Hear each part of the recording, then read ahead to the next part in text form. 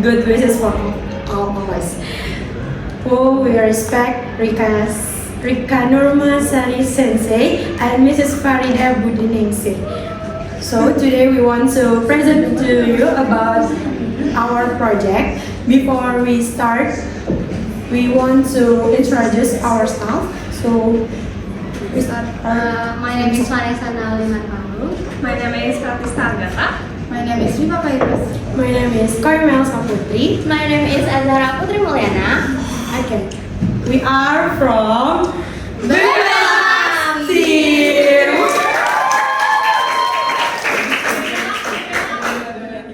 Be the best, lucky, and success.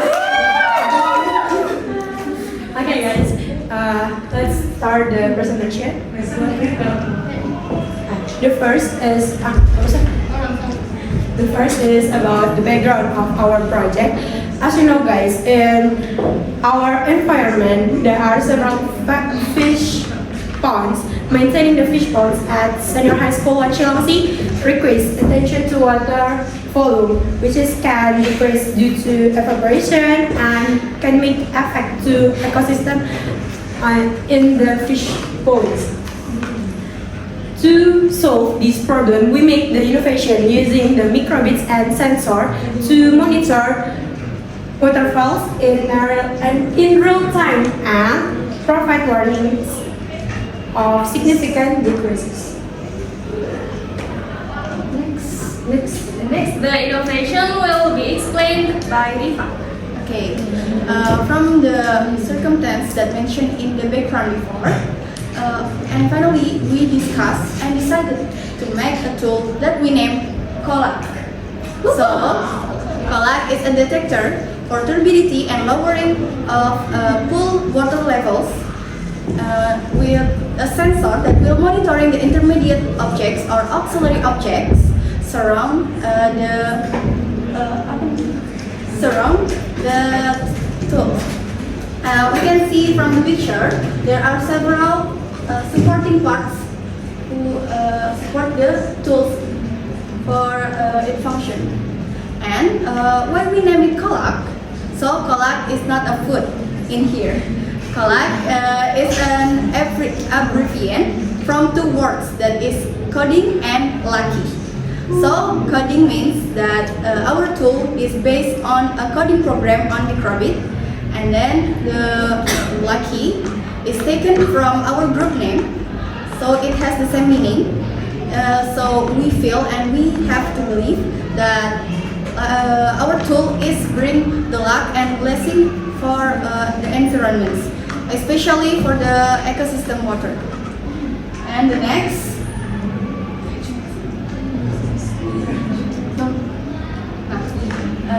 There are materials for making COLAC tools. And first, that should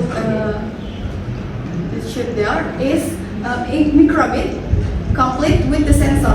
In this tool, we use ultrasonic Ranger sensor that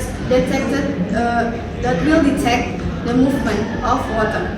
And then we have to cutter and scissors.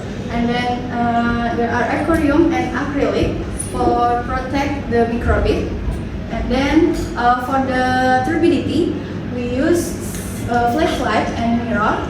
And then for the lowering water levels, we use thread, styrofoam, tape, and balls. Okay, now we will explain how to make this tool. The first step is cut the styrofoam into squares measuring 10.5 times 8 centimeter. And the second one, we custom acrylic. But before that, don't forget to give them some details of size of this size. Next, we attach the thread to the styrofoam and insert the styrofoam into the acrylic, and then we take the thread out through the small hole at the top of the acrylic. Next, place the thread on the pulley that has been installed in this iron, which measuring 31 centimeter height and 42 centimeter wide. Next, attach the thread to the ping pong ball and cover up the ping pong ball with the Dutch tape. Okay, done. Fill the aquarium with some water and place the ping pong ball on the surface of the aquarium water. After that, insert the coded microbit and the ultrasonic sensor into the acrylic to protect them. And when we finish it, we can test the success of this tool by reducing the aquarium water little by little. Next. Okay, here we also include some measurement of size between the aquarium and the actual pond. As you can see, the length, the width, and the height of the aquarium and the actual pond. And here we include the mass ratio between the styrofoam and the ping pong ball, which they are the measurement object. The mass of the styrofoam is 1 gram and the mass of the ping pong ball is 8 grams. So the mass ratio is 1 to 8. Okay, next there is a required light intensity. In this tool, for this tool that we have created before, the light that we use has a light intensity of 1500 lumens. So if it is applied to a real pond, we can calculate the required light intensity using this formula. The distance from the bottom of the pond to the flashlight divided by 35.5 times 1500. And lastly, there is an angle of inclination of the mirror that placed above, which is 10 degrees.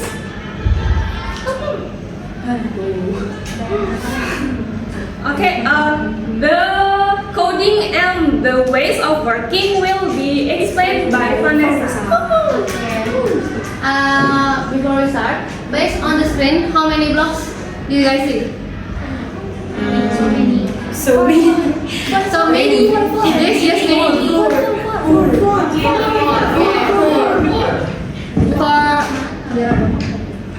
To make it easy, we summarize it to 4 blocks. In the first block, there's on-start block, which is we create a variable for the 4-digit display called 4-digit. And then we also set the radio channel to 35. So both of the microbits should be set to 35 to allow them to communicate to each other, so they can send and receive signals to each other. And then the second block is forever block. We call it, there's 2 forever block, this one and this one, but we will start from this one. This first forever block will link the 4-digit variable we created earlier to the ultrasonic sensor. So this input allows the display to show the measurement of the distance. And then the second forever block, this is for to program the microbit to send the distance signal from the ultrasonic sensor to the microbit. And then the last one is on radio receive block. This is for to receive. So the second microbit can receive signal from the first microbit. And then, okay, this is how it should be work. So when the water level drops, our device will detect the distance from styrofoam to the sensor. For more clearly explanation, let's watch the video. Woohoo!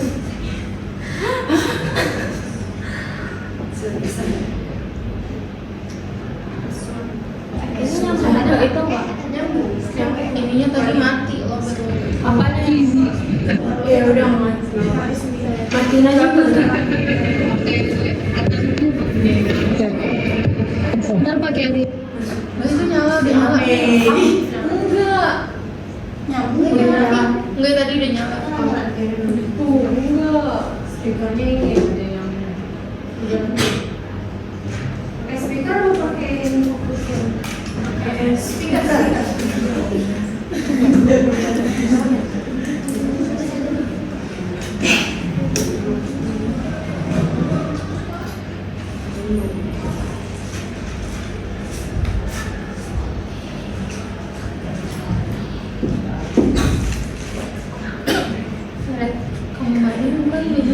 Yang nggak tadi mau pakai itu speakernya.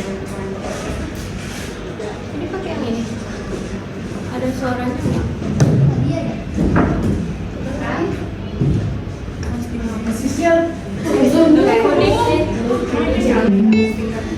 Udah tuh.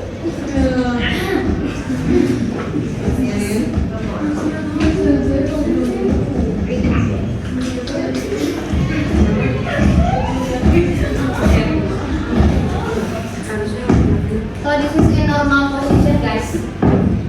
When the distance still below 4 centimeter, there will be no sound because it's normal measurement.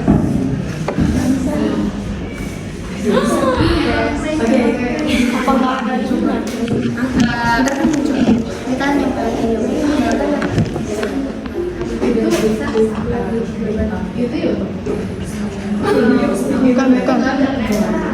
Bukan YouTube. Ya, tapi kan tetap nggak maju. Ya bisa. Punya Zara coba. Oh, siapa punya aku? Itu udah di stop. Iya, punya aku. Itu punya di pos. Udah itu udah nyala. Kok handphone? Adon blacklist lah.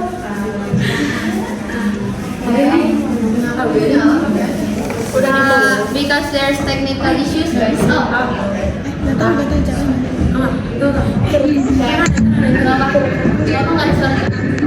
Tadi itu normal position. It's still below 4 centimeter. There will be no sound because it's the normal water level. So we decrease the water to check if the device works.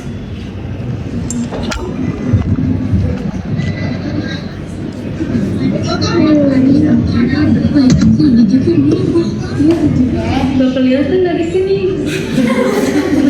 Mana sih? Apa ya? Wait, guys. Sponsor by? Sponsor West. This is from distance 3 to 5 centimeters. It will sound like beep beep beep beep beep beep. Delay sound. Tahan bolanya. So we also can see the digital number in the sensor. These are This is the second microbit. Nanti gua ke situ buat buktiin kalau masih bunyi di situ. Work or no? Jangan pakai rumah-rumah.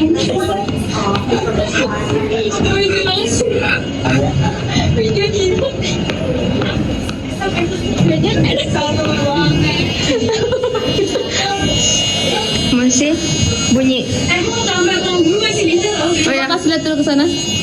Oh ya. Siapa tahu ini kan jadi nggak bisa punya. Device still works. Lagi. Aman, kasih info kalau aman dong.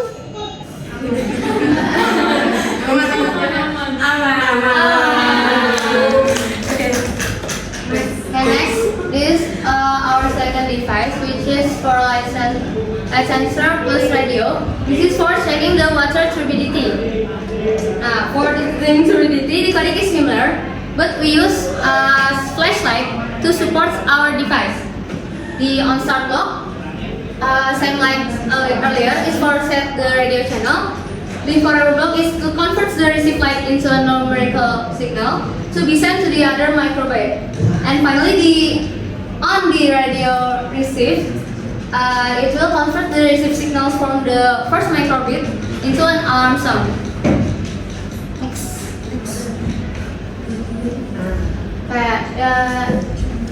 This is the structure of our second device. The device is set up so that when no light is detected by the microbit, it will sound an alert indicating that the water is turbid. For more clearly explanation, we will watch the video again.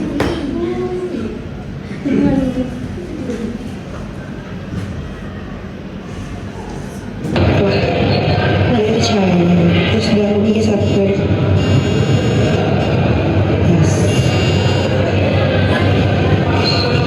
Lepas dari cari. Dengerin itu sampai mana? Gak suka banget deh gue batain. There will be no sound.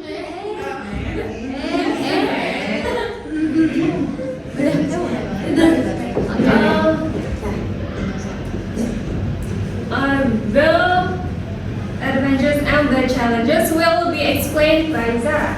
Okay, now let's see the advantage of collapse. Now, the microbit and sensor are protected from water, upon water or rain because they're placed inside the acrylic container.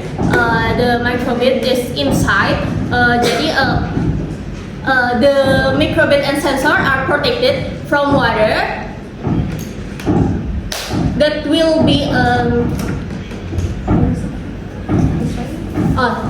be destroying our sensor.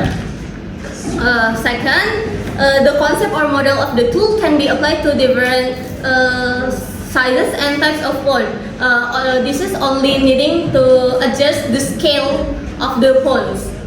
The third, it has more innovative value because it detects a drop in water level through a solid object without using water itself as a direct object. This is achieved by using simple materials that you can find around us and applying clear physics principle and mathematical calculation.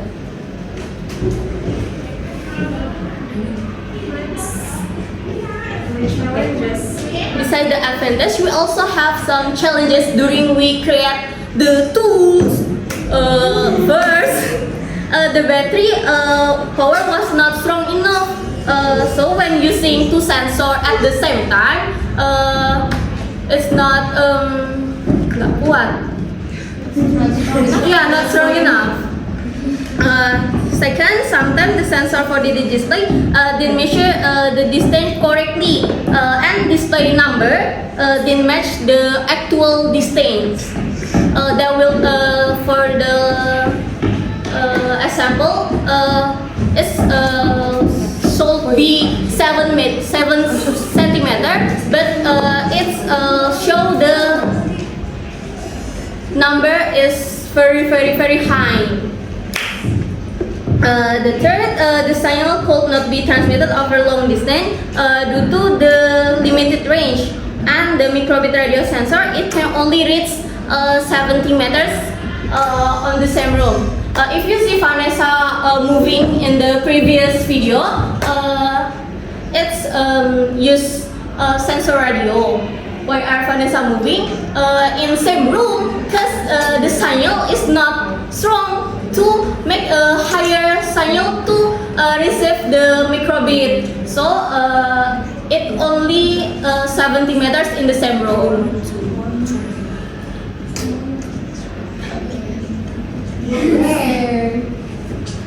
Okay guys, so we want to try this project. But I want one of you or two maybe for try this project. Who wants to try these tools? Gonna move. Let's go. We will tell you how to make it works. Okay, and Karisa. Erta and Karisa. You will.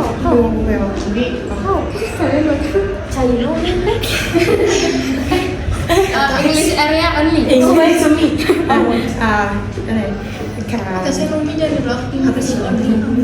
Take the water. Take the water. Okay. Erta, you can. You can vanilla. I can like. You go anywhere lah. Oh, sensor. Yes. I go outside. Stay on the outside. This one is take. In previous video. Yeah. Sama.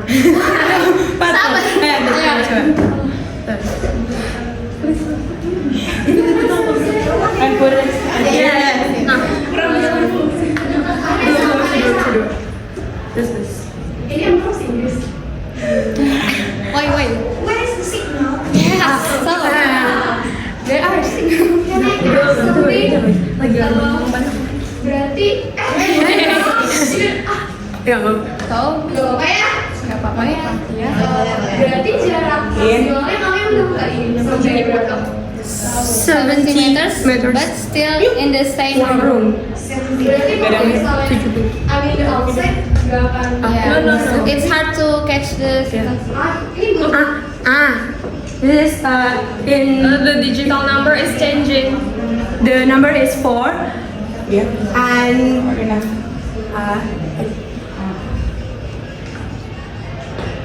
if you heard when the digit is display number 4, the sound is beep beep beep beep. But if More than. more than 4, the sound is changing.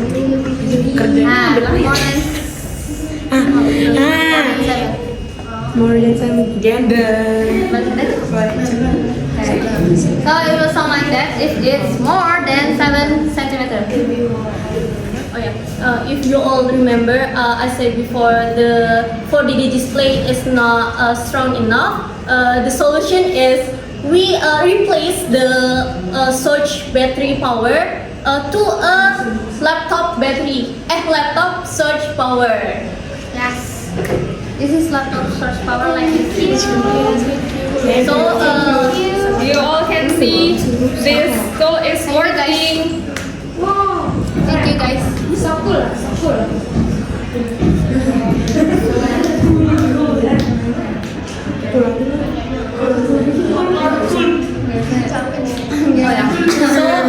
except the power source is from battery, you can use a laptop as a power source. Yes. Okay.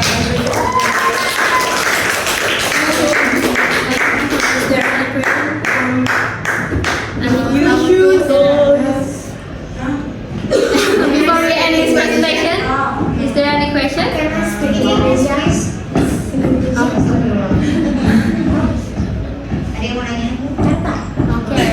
Itu shoot nggak? Should. Boleh Indonesia?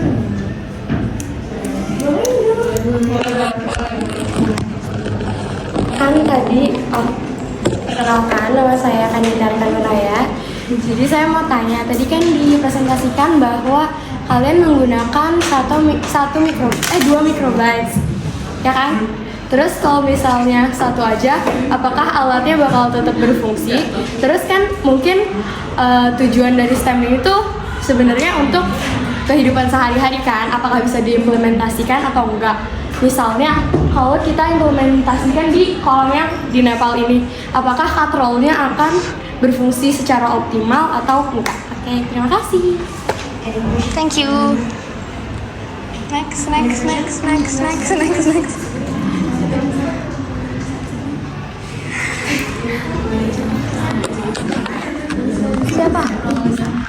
Siapa?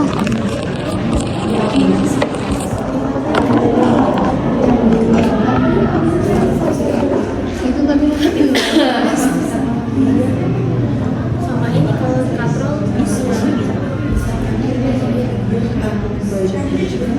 Oke, izin.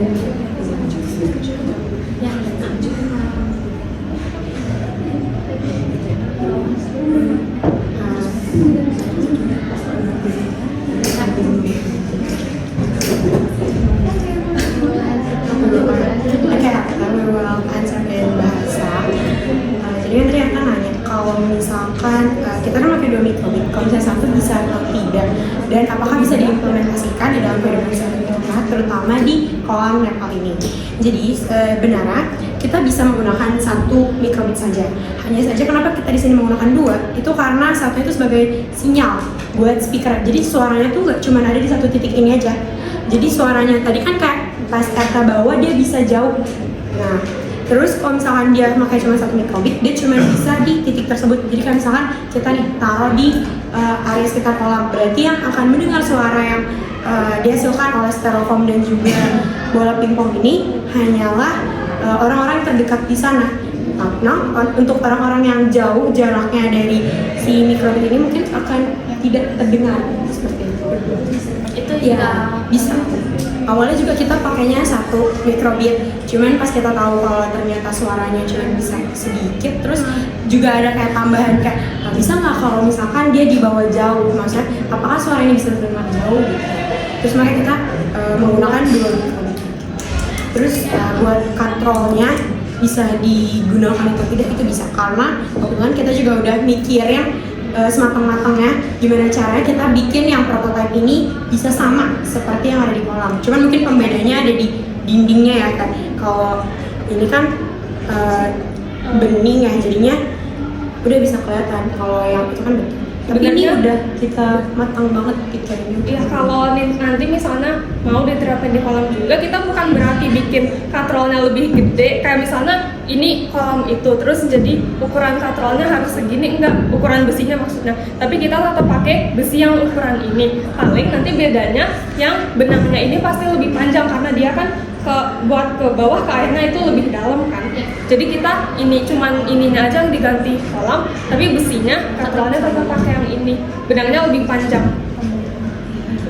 Terus untuk bola sama styrofoamnya ini juga masih bisa digunakan di kolam, karena ataupun kalaupun mau diganti itu juga bisa, karena kita udah hitung perhitungannya itu untuk bola sama styrofoamnya itu 1:8. Jadi styrofoamnya 1, bolanya 8. Jadi kalau diganti harus lebih berat si bolanya. Biar dia bisa narik styrofoamnya naik, bukan kalau airnya berkurang bukan dia yang bukan bolanya yang tertarik. Oke. Ya, boleh. Shoot.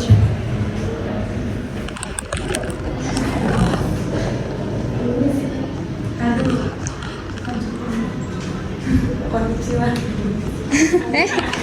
Oke. Introduce yourself.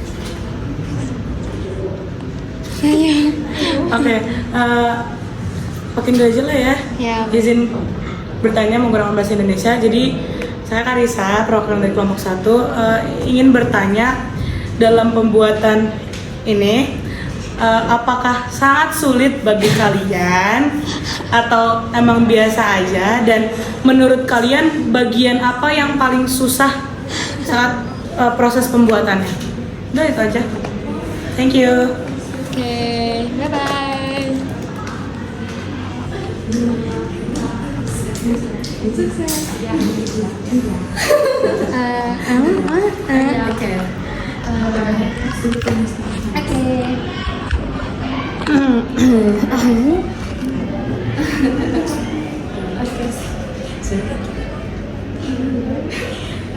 Oke, izin menjawab pertanyaan dari Karisa.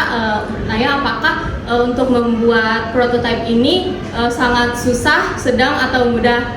Jawabannya mudah. Kenapa mudah ya? Karena dengan nama kita. Karena sesuai dengan nama kita, Bebelax, be the best lagi and sukses. Iya nggak Sebenarnya tidak ada yang begitu, disusahkan kalau kita mempunyai niatnya teman-teman. karena terus juga karena kita bareng-bareng sama-sama memberikan ide, memberikan solusi untuk apa yang sebenarnya lagi dipermasalahkan seperti itu. Karena semua berkontribusi ya. Jadi mudah. Ya. Kalau Tapi kalau itu kan tantangan ya, berarti kalau tantangan berarti ya kayak yang tadi udah dijelasin. Yang Power itu Iya, sumber energinya kurang kuat power dari baterainya. Baterainya kurang kuat guys. terus kadang sensornya juga ngedeteksinya salah. Misalnya jaraknya harusnya 4 meter, dia ngedeteksinya berapa ratus meter. Jadi suka gagal. Thank you guys. Oke. Tadi nggak ada yang susah kak. Tadinya oke guys. Gampang tahu kalian kalau mau ikut. Next year dia udah lulus. Oke. Is there any more question? Okay. So, thank you all for your attention and your time for us. We end this presentation. Wassalamualaikum warahmatullahi wabarakatuh.